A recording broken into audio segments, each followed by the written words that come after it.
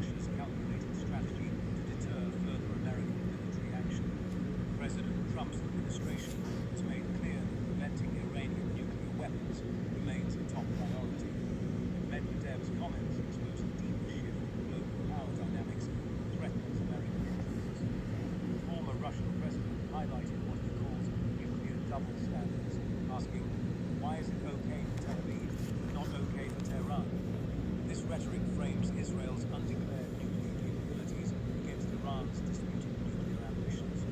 Russia's position marks a complete reversal from Medvedev's own presidency, when Moscow supported international sanctions against Iran's nuclear program. Back then, Russia even suspended advanced weapons sales to Iran to pressure compliance with nuclear agreements. Now Russia stands firmly alongside China, Iran, and North Korea in opposing American-led efforts to contain Iranian nuclear development. This four-nation alignment creates new challenges for Trump's foreign policy team. Defense Secretary Pete Hegseth has been monitoring the situation closely as American forces maintain readiness in the region. Strikes on Iranian facilities in Natanz, Isfahan, and Fordow represent the most direct American action against Iran's nuclear program in years. Medvedev also revived calls for a zero option. Both Israel and Iran abandoned their nuclear programs in the UN solution. However, he acknowledged that neither side would likely agree to such arrangements. The question remains whether Russia would actually follow through on nuclear transfers, or if this represents strategic intimidation. Intelligence sources indicate no concrete evidence exists of imminent nuclear weapon transfers to Iran from any nation.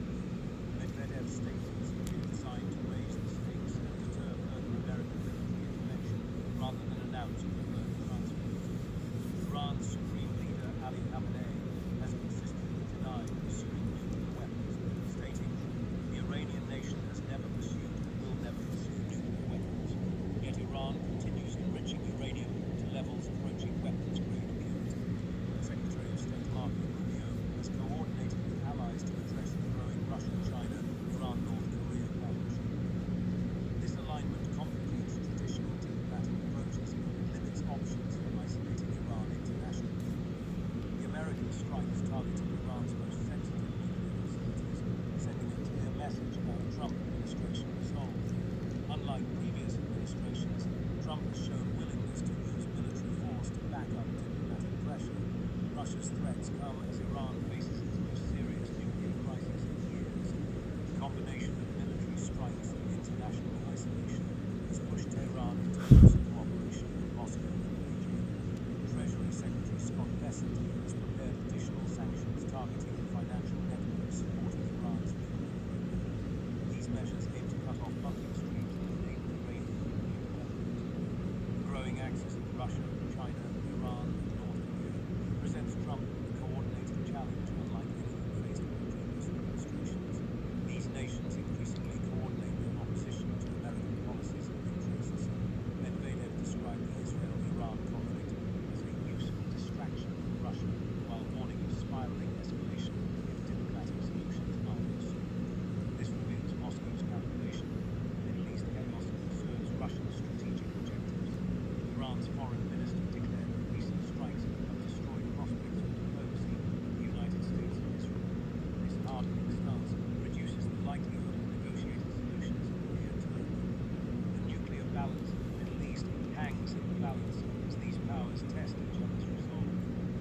Trump's team faces the challenge of preventing Iranian nuclear weapons while avoiding broader regional conflict.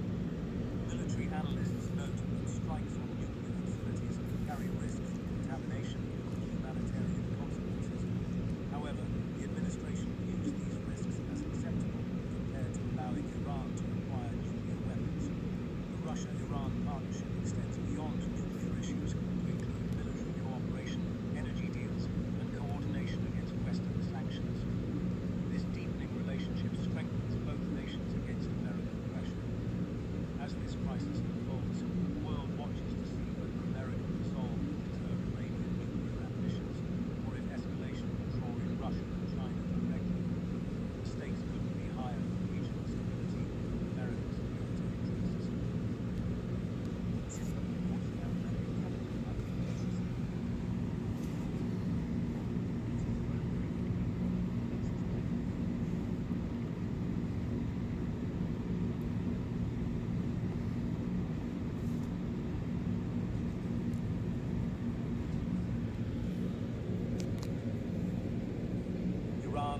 must block the world's most critical oil passage by demanding permission for every tanker passing through the Strait of Hormuz.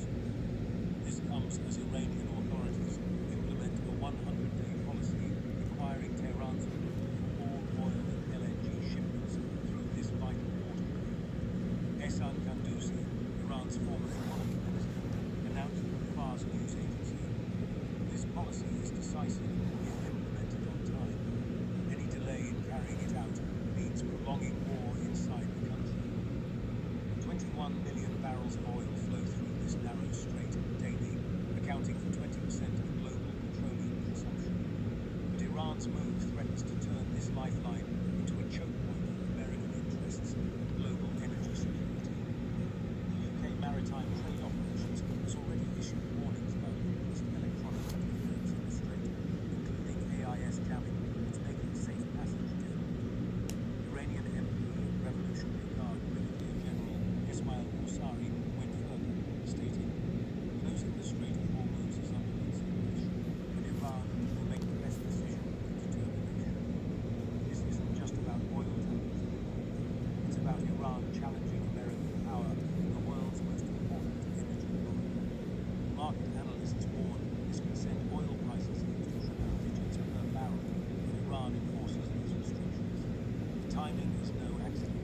This announcement follows Israeli strikes on Iranian energy targets and sustained US sanctions pressure.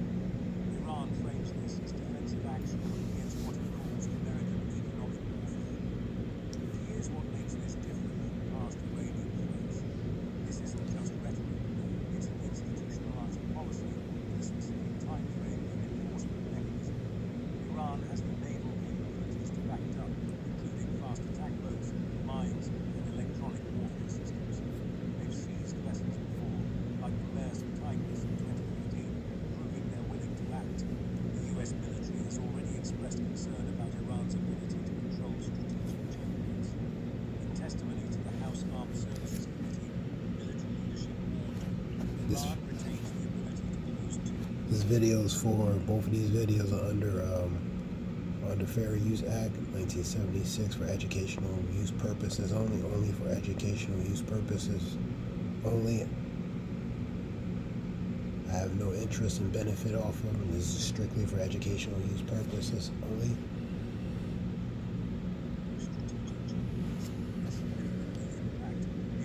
Scripture talks about be not ignorant of anything in a great while. Be not ignorant in it. Be not ignorant in anything in a great matter or small. Sirach 5:15.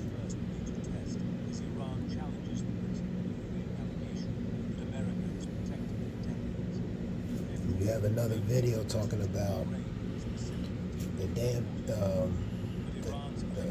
the damage in Fordo may not be as significant as reported, allegedly. So they were showing on one of the reports, the Jakarta Kai News, Hindu News video report, talking about before and after. They're talking about the relating to Fordo on the nuclear sites. It may not be as significantly damaged as reported. But Iran's electronic jamming mission requirements create a new kind of problem, one that doesn't require firing shots. So it could be, somewhat minimal damage possibility. But these videos talking about relating to the Strait of Hormuz. One video is talking about Secretary of State Marco Rubio pleading with China to talk with Iran relating to closing of the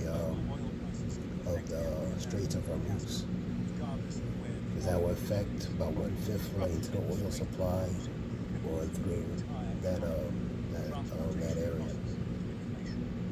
Iran's calculation of this use control over this choke point is leverage against sanctions and military pressure.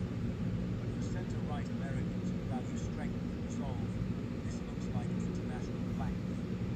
The question becomes whether President Trump will allow Iran to dictate terms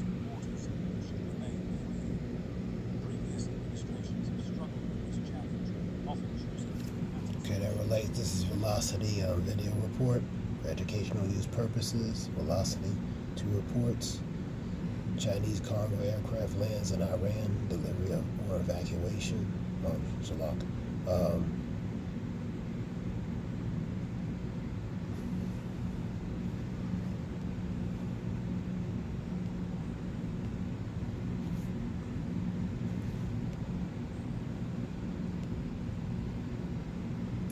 Iran blocks global oil passage, Strait of Hormuz.